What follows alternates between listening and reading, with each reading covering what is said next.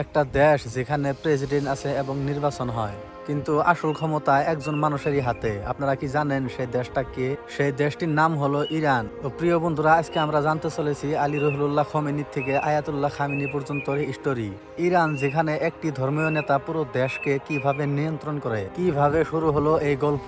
1970-র দশকে ইরান ছিল একদম আধুনিক দেশ। শাসন করতেন রাজা পেহলভি।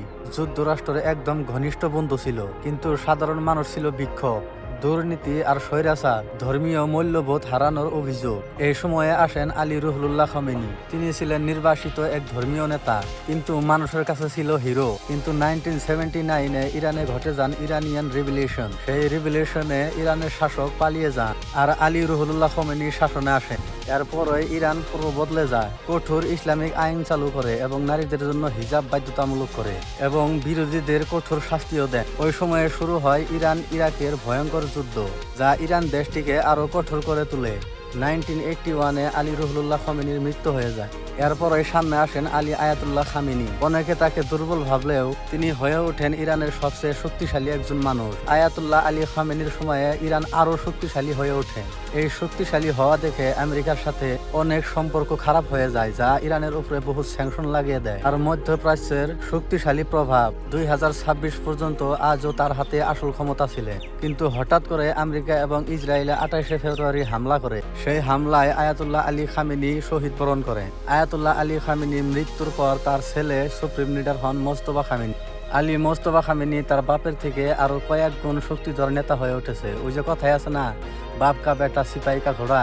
আমেরিকা এবং ইসরায়েল ভেবেছিল আয়াতুল্লাহ আলী খামেনিকে মৃত্যুর পর ইরান একদম ভেঙে পড়ে যাবে, যুদ্ধ করতে পারবে না। কিন্তু তারা হয়তো জানে না আলী আয়াতুল্লাহ খামেনি মরার পর মোস্তফা খামেনি, এরপরে যে আরো কত খামেনি যে বেঁচে আছে তারা কিন্তু জানে না। সেই শক্তি দেখে ইসরায়েল এবং আমেরিকা আতঙ্কে আছে। এদিকে ইরানও কিন্তু খুব টেকনিকে যুদ্ধ করতেছে এবং আমেরিকাকে যুদ্ধ বিরতি নেওয়ার বাধ্যতা করেছে ইরান।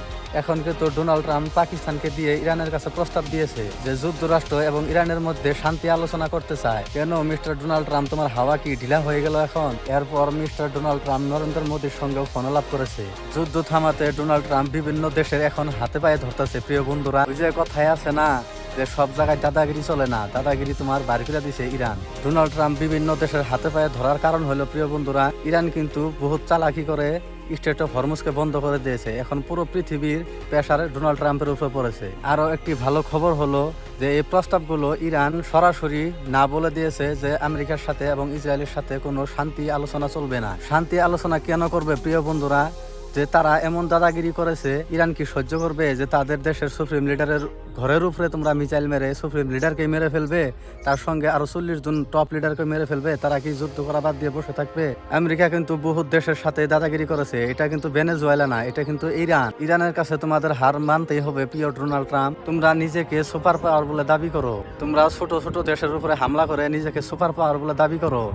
যে ভেনেজুয়েলার রাষ্ট্রপতিকে তোমরা কিডন্যাপ করে উঠায় নিয়ে গেছো। ইতিহাস সাক্ষী আছে যে ইরাকের সাদ্দাম হোসেনকেও তোমরা মেরে ফেলেছো। এগুলা ছিল দুর্বল দেশ। তোমরা দুর্বল দেশগুলোর সাথে যুদ্ধ করে নিজেকে সুপার পাওয়ার বলে দাবি করো। এটা কিন্তু ইরান দুর্বল দেশ নয়, এটা কিন্তু একটা শক্তিশালী দেশ। ইরান তার নিজের দমে নিজের পাওয়ারে যুদ্ধ করছে তোমাদের সাথে। ইরান যুক্তরাষ্ট্রের সাথে প্রায় 20-25 দিন যুদ্ধ করতেছে, এখন পর্যন্ত কোনো দেশের কাছে সাহায্য চাই নাই। আর তোমরা এখন পর্যন্ত কত দেশের কাছে সাহায্য চাইছো তোমাদের কি মনে আছে? তো আজকের ভিডিওটা এই পর্যন্ত শেষ। প্রিয় বন্ধুরা, এই ধরনের আপডেট পাইতে এই চ্যানেলটাকে সাবস্ক্রাইব করবেন এবং আপনাদের মতামত জানাবেন কমেন্ট বক্সে, এবং ভিডিওটি ভালো লাগলে একটি লাইক করে দিবেন।